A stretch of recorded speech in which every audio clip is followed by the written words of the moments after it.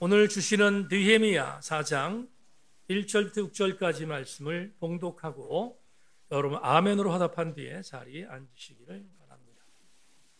느헤미야 4장 1절로 6절 구약성경 제가 가지고 있는 페이지 수로 730페이지에 있습니다. 어떤 성경은 692페이지도 있습니다. 참고하시기를 바랍니다. 제가 말씀을 봉독합니다. 산발랏이 우리가 성을 건축한다함을 듣고 크게 분노하여 유다 사람들을 비웃으며 자기 형제들과 사마리아 군대 앞에서 일러 말하되 이 미약한 유다 사람들이 하는 일이 무엇인가? 스스로 견고하게 하려는가? 제사를 드리려는가? 하루의 일을 마치려는가? 불탄 돌을 흙무더기에서 다시 일으키려는가 하고 암몬 사람 도비아는 곁에 있다가 이르되 그들이 건축하는 돌 성벽은 여호가 올라가도록 곧 무너지리라 하더라. 우리 하나님이여 들으시옵소서. 우리가 업심여김을 당하나이다. 오라건대 그들이 욕하는 것을 자기들의 머리에 돌리사 노략거리가 되어 이방에 사로잡히게 하시고 주 앞에서 그들의 악을 덮어두지 마시며 그들의 죄를 도말하지 마옵소서. 그들이 건축하는 자 앞에서 주를 노하시게 하였습니다 하고 이에 우리가 성을 건축하여 전부가 연결되고 높이가 절반에 이르렀으니 이는 백성이 마음을 들여 일을 하였음이니라. 아멘.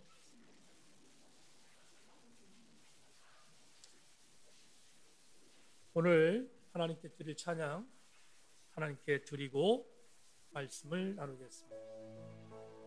주발 아래 무릎 꿇고 찬양하겠습니다.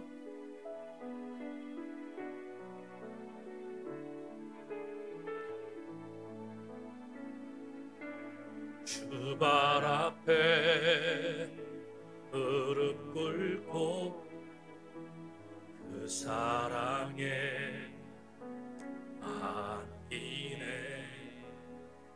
어떤 말도 그 어떤 소리도 그 발 앞에서 잠잠해지네.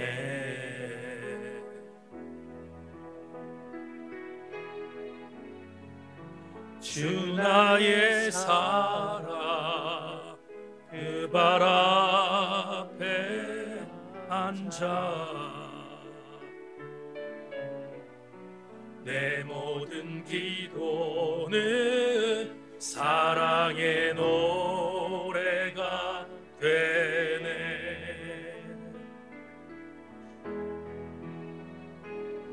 주의 옷자락 만지며 주의 두 발을 씻기며 주님 그 발에 입 맞추며 나의 왕관을 놓으리. 주의 옷자락 만지며 주의 두 발을 씻기며 주님 그 발에 입 맞추며 나의 왕관을 놓 주의 옷자락 만지며 주의 옷자락 만지며 주의 두 발 씻기며 주님 그 발에 입 맞추며 나의 왕관 놓으리. 주의 옷자락 만지며 주의 두 발 씻기며 주님 그 발에 입 맞추며 나의 왕관을 놓. 우리 마지막으로 다시 한번 후렴만 찬양합니다. 고백합니다. 주의 옷자락 만지며 주의 두 발 씻기며 주님 그 발에 입 맞추며 나의 왕관을 놓으리 주의 옷자락 만지며 주의 두 발을 씻기며 주님 그 발에 맞추며 나의 왕관을 놓으리.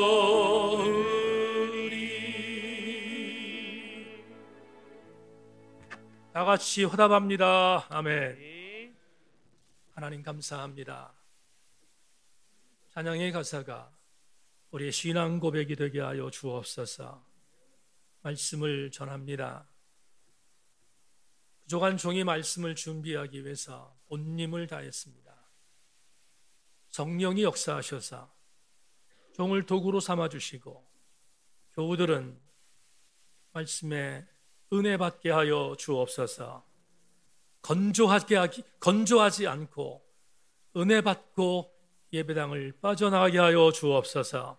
성령의 도우심을 기대하고 치료 중에 있는 김명주 집사 영적으로 통하게 하셔서 오늘 함께 격려받는 시간이 되게 하여 주옵소서. 예수 그리스도 이름으로 기도하옵나이다. 아멘. 말씀에 기대를 거십시오. 감사합시다. 말씀에 기대를 거십시오.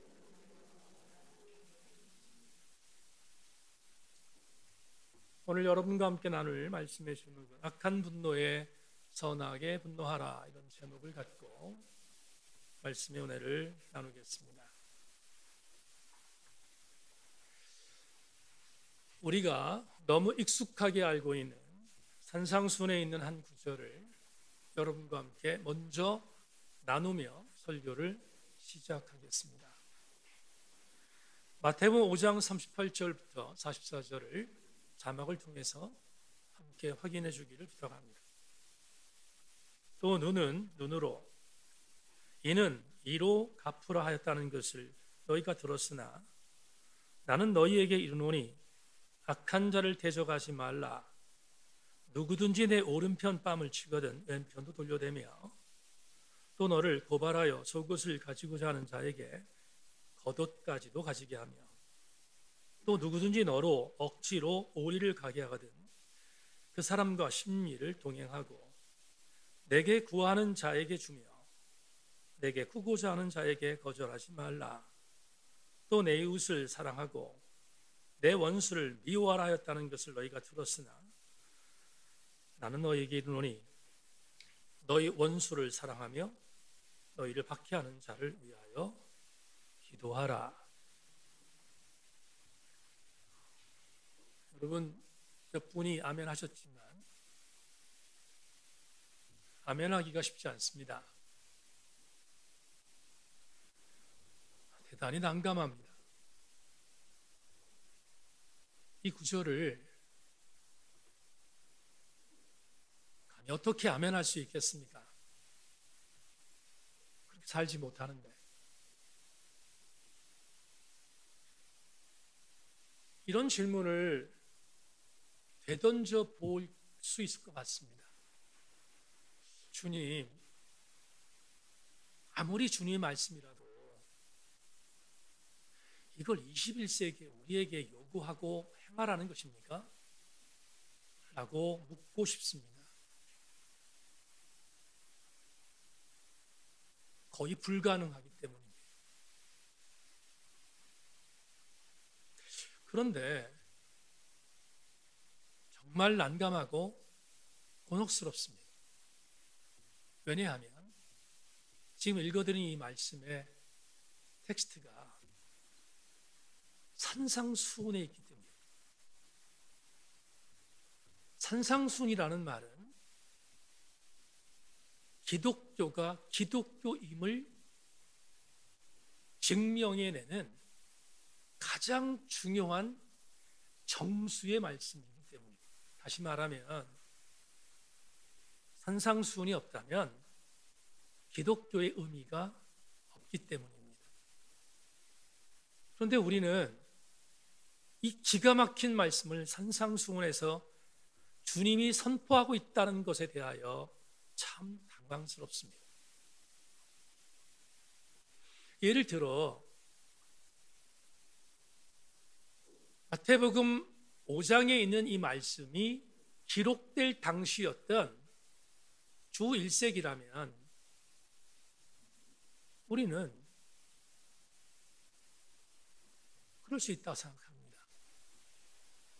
주 1세기의 상황 속에서 주께서 동시대에 살았던 사람들과 함께 그들에게 전한 거니까 이 말씀에 대한 부분은 그럴 수 있다라고 치부해버리면 됩니다. 문제는 오늘 우리에게 이것을 요구하고 있기 때문입니다.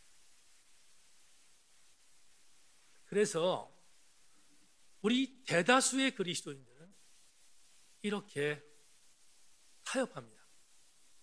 어떻게 타협합니까? 주님, 산상수훈에 있는 이 말씀 100% 완벽하게 살 수 없지만 그 정신 갖고 살겠습니다. 이 정도로 우린 타협합니다. 그 정도만 살아도 21세기 우리들은 잘 사는 그리스도인이지 않겠습니까? 라고 자위하기도 합니다.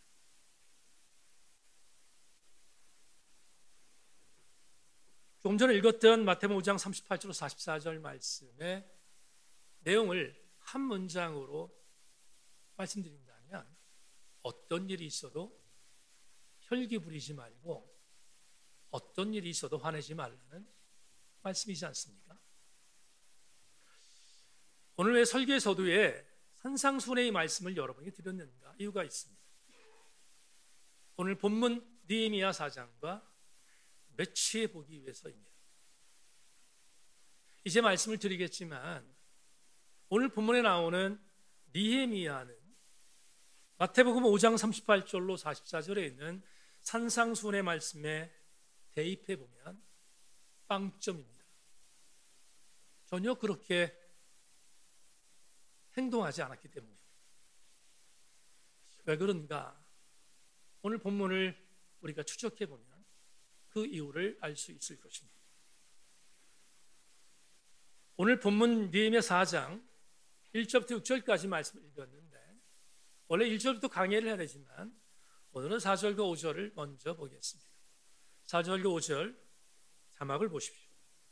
여러분 주목해서 자막을 따라와 주시기를 부탁합니다. 우리 하나님이여 들으시옵소서. 우리가 업신여김을 당하나이다. 원하건대 그들이 욕하는 것을 자기들의 머리에 돌리사 노략거리가 되어 이방에 사로잡히게 하시고 주 앞에서 그들의 악을 덮어두시 마시며 그들의 죄를 도말하지 마옵소서.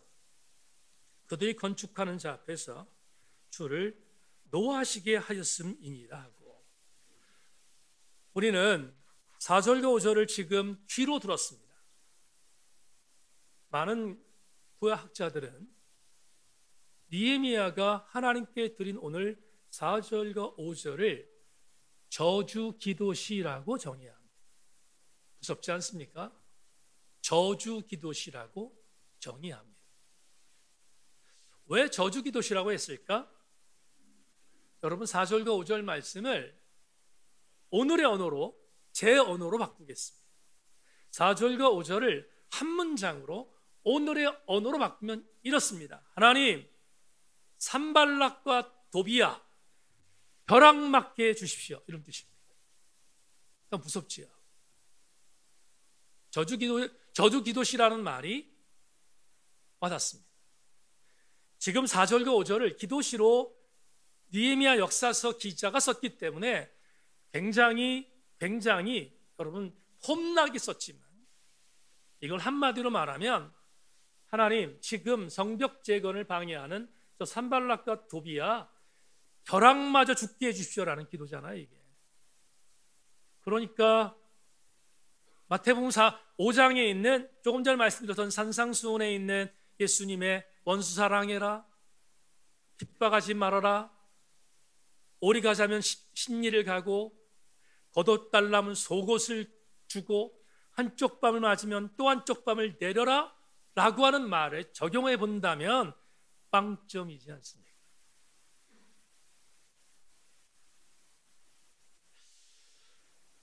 그런데 우리는 지금 느헤미야를 강의하고 있습니다. 그러다 보니 뭔가 느헤미야를 변호해야 되지 않겠습니까? 도대체 느헤미야는 얼마나 열이 받았기에 이렇게 기도했을까? 저들 벼락맞게 해달라고 기도했을까? 얼마나 화가 났으면. 오늘 그 부분을 한번 점검해 보겠습니다. 이제 다시 1절과 2절과 3절로 돌아가겠습니다. 산발랏이 우리가 성을 건축한 다음을 듣고 크게 분노하여 유다 사람들을 비웃으며 자기 형제들과 사마리아 군대 앞에서 일러 말하되 이 미약한 유다 사람들이 하는 일이 무엇인가? 스스로 견고하게 하려는가? 제사를 드리려는가? 하루의 일을 마치려는가? 불탄 돌을 흙무더기에서 다시 일으키려는가 하고 암못 사람 도비아는 곁에 있다가 이르되 그들이 건축하는 돌 성벽은 여우가 올라가도 곧 무너지리라 하더라. 1절부터 3절까지 말씀을 보면 6가지의 방해가 있습니다. 5가지는 산발랏이, 1가지는 도비아가. 성벽 재건을 하고 있는 느헤미야와 이스라엘 백성들을 향해서 퍼붓는 방해의 메시지입니다. 하나하나를 짚어보겠습니다. 지금 우리가 3주 전에 보았던 3장까지 예루살렘 성벽 재건의 반 정도가 중수되어 있다라고 봤습니다. 다시 말하면 50%의 공정이 이루어졌다는 것을 전제하는 겁니다. 근데 그 성벽이 건축되는 것을 보며 산발랏과 도비아 이 두 사람이 공격하는 내용의 6가지를 살피겠습니다. 첫째, 도대체 이 미약한 유다가 무슨 일을 한다는 것이? 라고 하는 첫 번째 비아냥. 이건 이스라엘의 주권을 깔보고 있습니다. 나라가 없으니까. 주권 돋는 주제에 지금 이 성벽을 건축한다는 게 말이 되는가? 라고 공격하는 것이 첫 번째입니다. 두 번째, 이 성벽을 다시 쌓는다고? 여기는 고도의 심리적인 공격이 있습니다. 여러분, 성벽은 건축자가 해야 되잖아요. 건축 전문가가 해야 되는데 지금 오합지졸 가지고 성벽을 건축한다는 게 말이 되는가? 그리고 비아냥거리고 있습니다. 두 번째 공격이 그 내용이고요. 세 번째, 여기서 제사를 드린다고? 그건 영적인 비아냥입니다. 왜냐하면 능력도 없지요, 재력도 없지요, 여러 가지 아무것도 갖추지 않은 자들이 한 가지 무모한 신앙 가지고 이 일을 행해서 제사를 드리겠다고 생각하는 것은 무모하다라고 공격하고 있습니다. 네 번째, 하루 만에 이 일을 끝낸다? 말도 안 되는 소리 하지 말라는 거죠. 안 된다 이 말이죠. 이 공정이 얼마나 엄청난 일인데 이걸 하루 만에 끝내? 그런 무모한 생각하지 말라고 공격하고 있습니다. 마지막 5번째, 그들이 지금 돌로 성벽을 쌓고 있는데요, 예루살렘 성벽은 무너졌다고 말씀드렸습니다. 그 무너진 성벽의 돌 갖고 다시 쌓는다는 게 말이 되는가? 이미 다 훼손됐는데 말이 되는가? 이 말은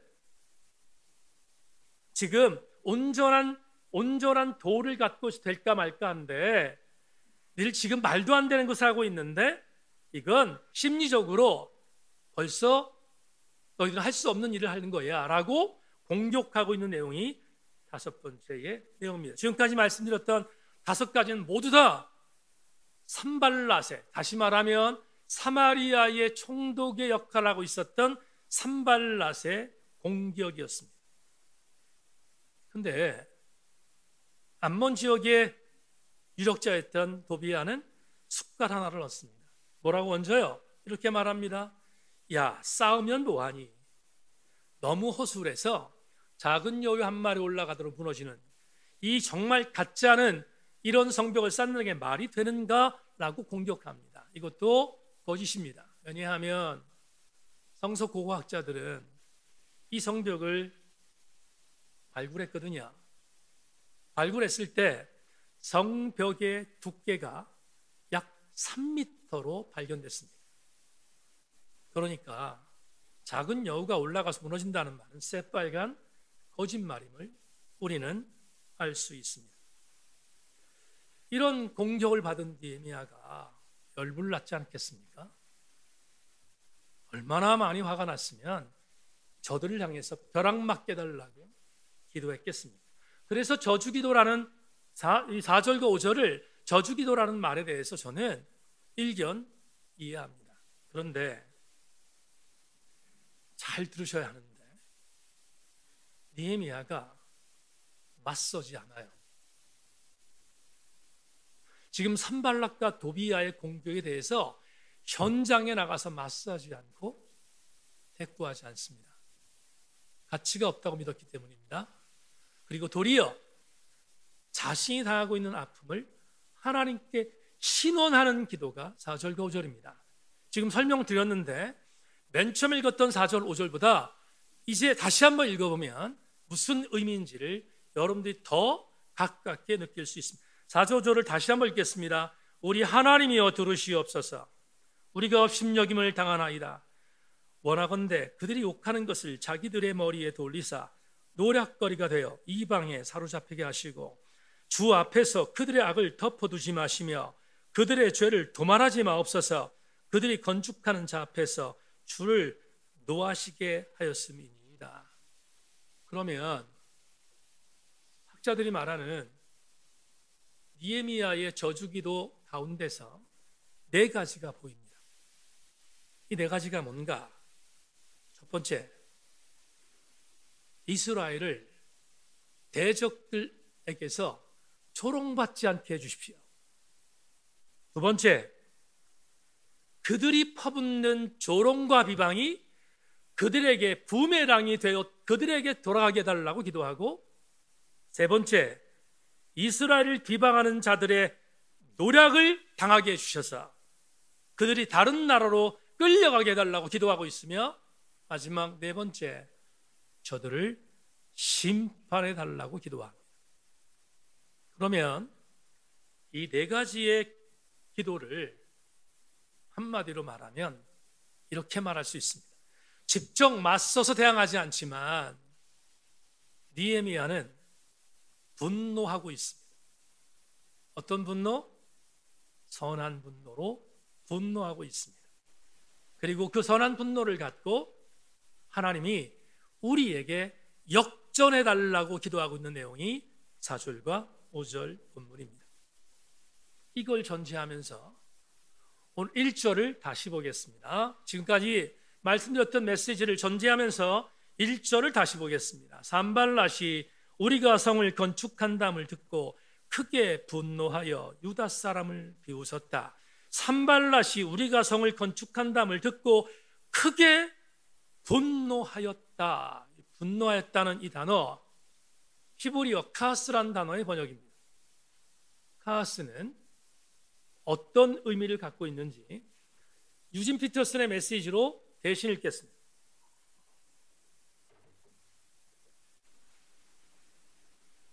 산발랏은 우리가 성벽을 다시 쌓아 올리고 있다는 말을 듣고 노발대발하며 유대인들을 비방했다.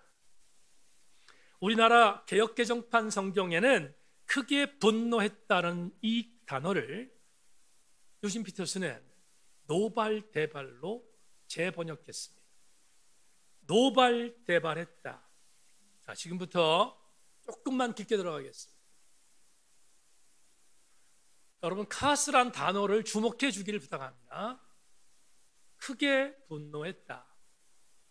미국에 가면 웨스트민스터 신학대학이 있는데 그 대학에서 목회 상담학을 가르치는 데이빗 볼리슨이라는 교수님이 카스라는 단어를 6가지의 분노로 분류하고 있습니다.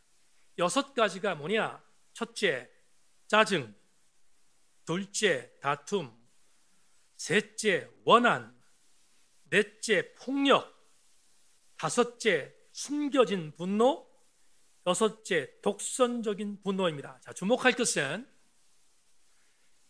카스라는 분노했다라는 단어가 이 6가지 안에 들어가는 것인데 주목할 것은 6가지는 첫 번째부터 6번째까지 확산된다는 것입니다. 다시 말하면 짜증이 다툼을, 다툼이 원한을, 원한이 폭력을, 폭력이 숨겨진 분노로, 숨겨진 분노가 독선적인 분노로 확산됨을 폴리슨이 말합니다. 그러면서 저 6가지 악한 분노, 이게 악한 분노입니다. 악한 분노를 선한 분노로 잠재워야 합니다. 폴리슨은 이렇게 말합니다. 선한 분노는 오히려 세상의 잘못된 것을 회복시키는 건설적인 방향으로 행동하도록 해야 한다. 이렇게 될 때 우리는 좋은 분노의 부재, 이 부재라는 말을 마땅히 분노해야 할 때 반항하지 않는 것이라고 해석했습니다. 우리는 좋은 분노의 부재 역시 해결할 수 있다. 결국 설명은 뭐죠? 오늘 설교 제목으로 갈 수 있습니다. 예배 나오신 교우 여러분, 악한 분노를 통하여 우리를 공격할 때 우리 성도들은 침묵하지 말고 선한 분노로 이기라는 것입니다. 절대로 악한 분노에 대해서 침묵하지 말고 악한 분노를 선한 분노로 잠재우는 것이 성도의 미션임을 우리에게 알려주고 있습니다. 레마를 이렇게 정하면서 여러분과 함께 깊이 나누고 싶은 말씀이 하나 있습니다. 자, 신학교를 다닐 때 실천신학 교수님께서 강의 시간에 이런 이야기를 하신 적이 있습니다. 여러분 지금 교회에서 전부 다 교육전사 사역하고 있죠? 여러분들이 언젠가 담임 목사가 돼서 한 교회를 맡아서 담임 목사를 사역하고 난 뒤에 20년 정도가 지나면 대한민국에 있는 모든 목회자들의 심장 안에 하나가 심겨진대요. 신학 교수님 말씀이 그래요. 이게 뭐냐? 썩은 고목나무가 심겨진다 이렇게 말씀하셨어요. 썩은 고목나무가. 금년에 35년째 사역하고 있는데 제 심장 안에 썩은 고목나무가 몇 개 있겠습니까?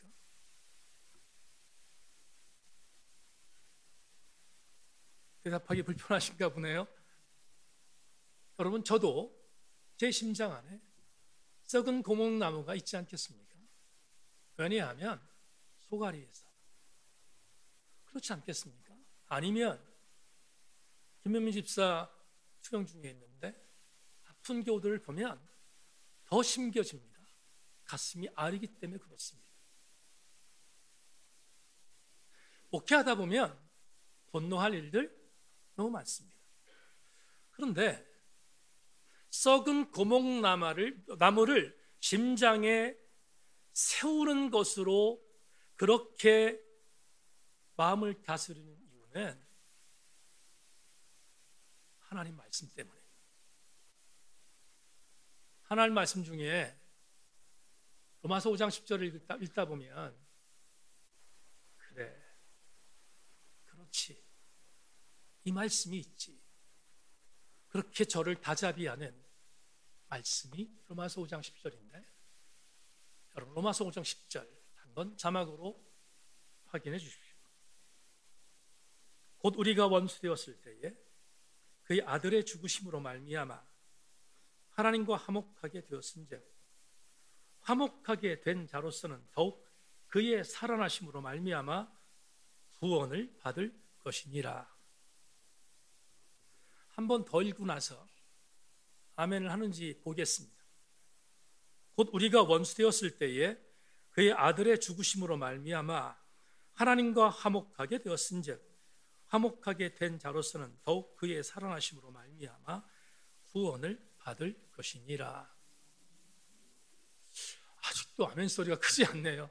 뭔가 복선이 있을 것 같다는 생각이 들죠, 여러분? 제가 이 구절 때문에 하나님 앞에 항복했습니다. 그래, 목회자는 이 말씀 때문에 위로받는다 생각했기 때문입니다. 여러분, 굉장히 은혜로운 말씀 같이 보이죠? 로마서 5장 10절이.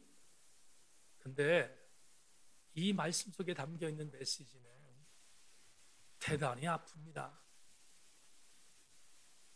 여러분, 하나님께서 인간을 만드셨습니다. 그리고 하나님은 이스라엘을 택하셨습니다. 택하셔서 이스라엘 백성들이 하나님의 선민으로 잘 살아주기를 바랬습니다. 그런데 이스라엘은 하나님께 거역했습니다. 하나님께서 원하시지 않는 것만 골라 했던 민족이 이스라엘입니다. 하나님이 분노하실 수밖에 없었습니다. 분노의 과정은 양심으로, 율법으로 단계를 거친 뒤 양심과 율법으로 구원받을 수 없다는 것을 아셨던 하나님은 마지막 수단으로 복음을 주셨는데 그 복음이 바로 아들입니다. 하나님은 두 가지 속성을 갖고 있습니다. 하나는 공의가 있고요, 또 하나는 사랑이 있습니다. 하나님의 속성은 동전의 양면 같아서 한쪽은 공의가 있고 한쪽은 사랑이 있습니다. 다시, 하나님이 택하신 이스라엘 백성뿐만 아니라 인간이 죄를 범했습니다. 오늘 박수선 집사님 기도한 것처럼 우리는 감히 하나님 앞에 예배드릴 수 없는 존재의 죄인들입니다. 그런데 오늘 우리가 여기 나와서 예배를 드립니다. 하나님이 우리의 죄를 묵과하셨기 때문인가? 여러분, 착각하면 안 돼요. 하나님이 우리의 죄를 묵과하셨기 때문에 오늘 우리가 여기 나와서 예배드리는 것이 아니에요. 하나님께서 우리의 죄를 묵과한 것이 아니라 우리의 죄 때문에 분노하셨던 그 분노를 아들에게 넘기셨기 때문이죠.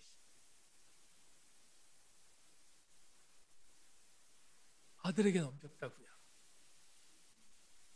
여기 있는 이 목사와 여러분이 지었던 죄로 인하여 우리가 죽어야 마땅할 그 죄에 대한 대가를 아들에게 넘기셨어요. 그게 공입니다. 그런데 주님은 공의만 갖고 있지 않잖아요. 사랑이 있거든요. 그 사랑을 위해서 어쩔 수 없이 아들을 죽이는 것입니다.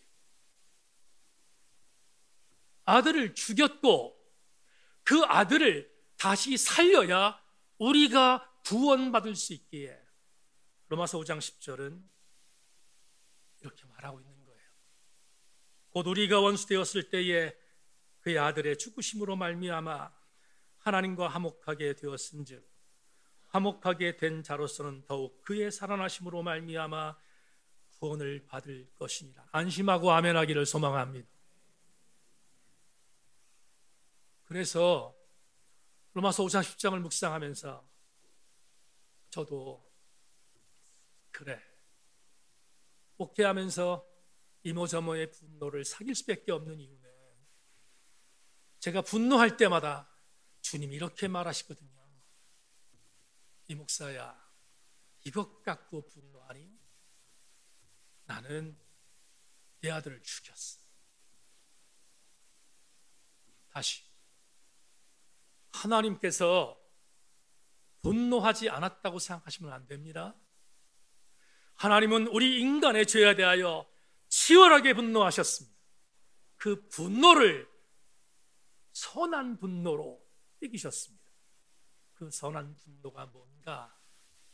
아들을 죽인 것입니다. 사랑하는 교우들이여, 그러니까 페루의 시성 셰샤르바예우가 말했던 우리 교회 홈페이지의 대문에 있는 이 문장은 정답이에요. 그러니까 이 말은 우리가 가슴에 담아야 합니다. 나는 신이 아픈 날 태어났습니다. 아주 아픈 날. 명심할 게 있습니다. 하나님의 지극한 선한 분노를 아들을 죽임으로 말미암아 악한 분노를 이기셨기에 그 사랑의 아픈 그날 예수 그리스도께서 우리에게 오셨고, 그 예수 그리스도께서 오신 그 아픈 날 우리는 또 다시 태어날 수 있었던 것입니다. 오늘 부활절 두 번째 주일에 그러므로 우리의 주군이신 하나님께서 분노에 대하여 침묵하지 않고 악한 분노에 대하여 선한 분노로 이기셨던 것처럼 우리도 당연히 선한 분노로 악한 분노를 이겨야 되지 않겠습니까? 이제 말씀을 맺겠습니다.